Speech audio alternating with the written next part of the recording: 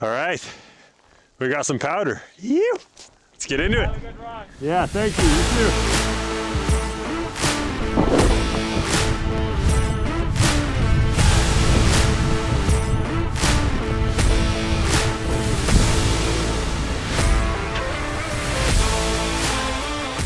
So in all honesty, I had a video planned for today.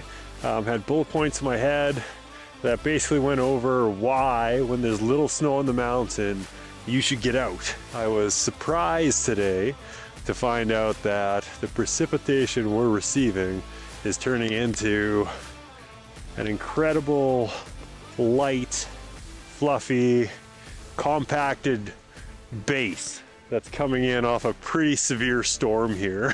The snow is coming in absolutely sideways.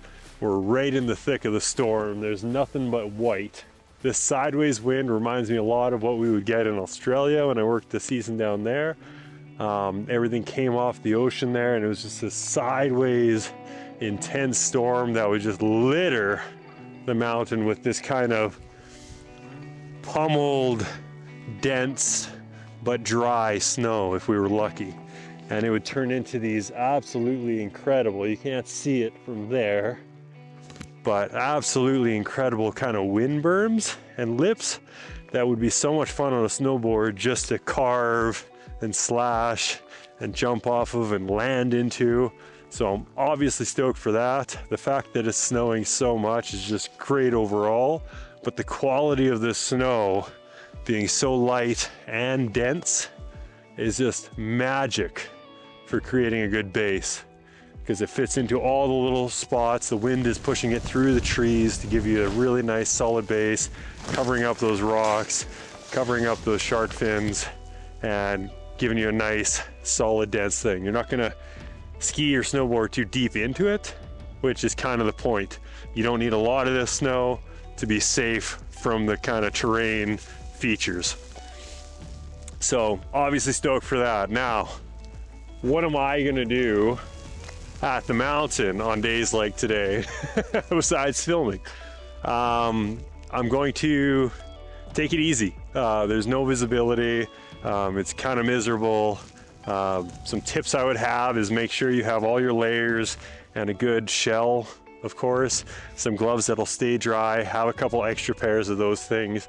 But before you ever leave the chalet or your car or anything outside, make sure you're 100% decked out and set to go. So having your helmet buckled up, your goggles on, everything zipped up, your powder skirts done up, gloves on is gonna make your day so much better. So I made sure I did that. I have a backpack with some camera gear, obviously, so I'm making sure all those zippers are done up before I even go outside.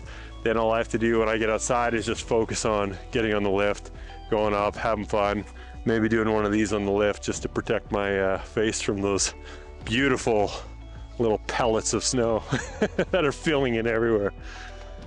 Otherwise, what else am I gonna be doing? I'm gonna be riding for sure. So when I'm snowboarding in these conditions, I'm taking it slow.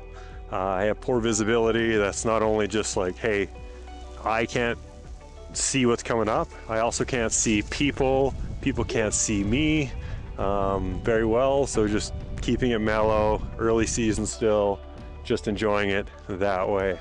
So 100% take it slow. I'm gonna focus on really getting a feel under the board and coming back to basics. So having that nice stance, knees bent, back straight, hands out, kind of relaxed, absorbing everything I can, and just feeling what that snow and what that terrain's doing. So today is gonna be a mix of this nice dense snow, which is gonna be great for covering up a lot of that ice that we've had before. So that's gonna be really nice, but there's still gonna be icy bits. And then of course it's pow day, been frothing over it, and I'm going to enjoy some of those nice wind lips that are being created, find some of that powder, find some of that visibility near the trees, and just play around with different lines all day.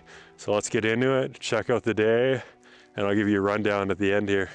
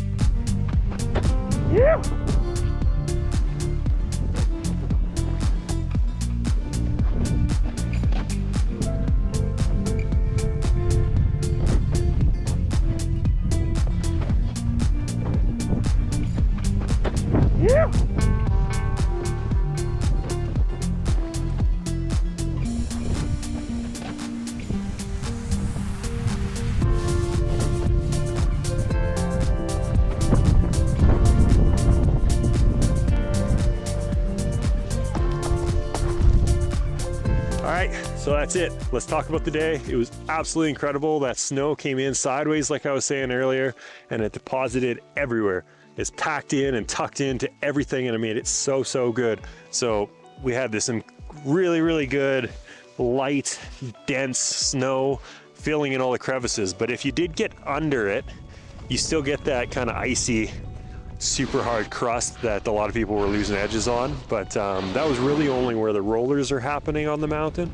So where the wind's able to access it and push all the snow off, that's where you had those issues. But if you recognize that's where the issues are going to be happening, you're golden. You'd think it'd be really miserable given how white and snowy and everything it is, but it really wasn't that bad. You could find definitely pockets of visibility next to the trees. Especially on the leeward side of the trees. So if the trees are here and the wind's coming this way, it was on this side of the trees, there seemed to be a little pocket that would form here where you could have some good visibility. What that meant was a lot of the snow didn't fall there as much either. Still some. It's pretty good cover. You could still ride in there and have some fun. But if you wanted to find those powder stashes or those nice wind lips to kind of carve and shred on, they were kind of on the other side near the other trees. So the wind would come over these trees and deposit all that snow right against those ones. This is going to create such a nice base. It already has in the day I've been here. And what's going to happen is hopefully the temperatures stay cold as they're supposed to in the next couple weeks, and we get the predicted dumps of snow that are kind of that 20-30 centimeter dumps per day. To get that meter of snow in a week, which would be absolutely insane out here, and it would open up so much terrain. I don't expect Boomerang or the Outback to be open just because of some of the tree stumps back there. I think they need like 2 meters of snow, so that's going to be a little while. I'm not getting my hopes up on that, but even just to have front side terrain completely open, it's going to be rad. So yeah, pumped on it. See you in the next one. Cheers.